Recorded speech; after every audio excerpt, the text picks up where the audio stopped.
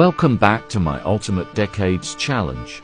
The year is 1353, the Black Plague has run its course, and our surviving family members have been doing their best to pick up the pieces of their shattered lives.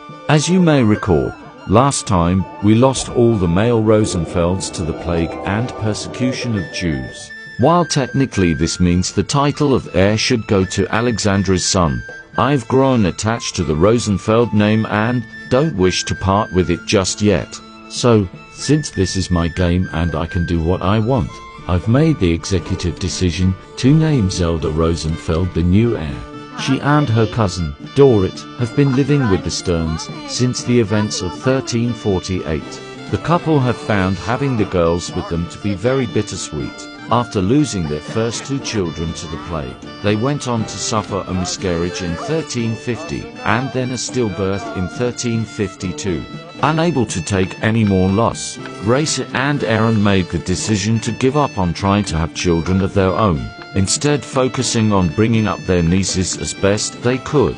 Both girls having recently turned 13, it was nearing time for them to start thinking of their futures, namely looking for husbands and preparing to start families of their own.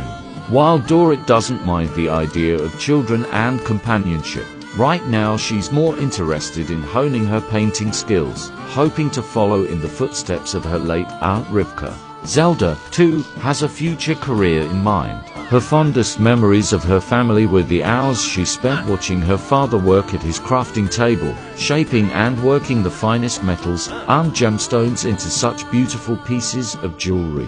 More than anything, she wanted to be a jeweler, just like him.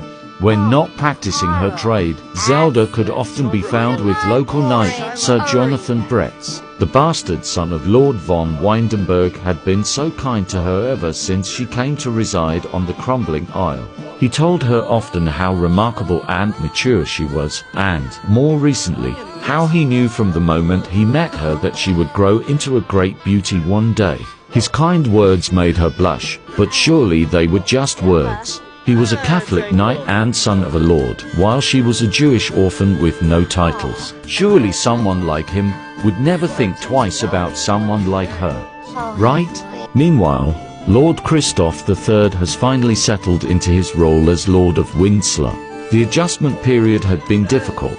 One minute he was just a boy, then in a blink of an eye he was expected to hold so many responsibilities. He wasn't raised to be a lord.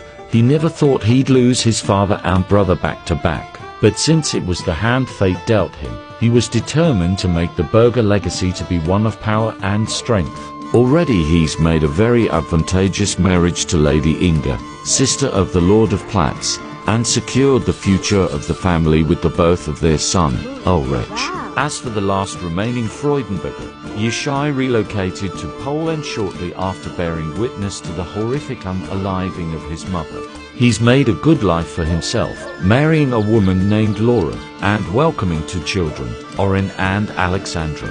Lady Hildegard and Lady Elsebeth still mourn the loss of Anne, but have been determined for some good to come out of their grief. They funded an orphanage in her memory, and have worked with a variety of solicitors to ensure that when they pass, the entirety of both their estates will go to the orphanage. Lastly, since Agathe passed before the marriage agreement to Lord Gottfried von Windenburg could be fulfilled, Lord Christoph III had been left with two options: walk away from a very powerful potential ally, or substitute with his surviving sister.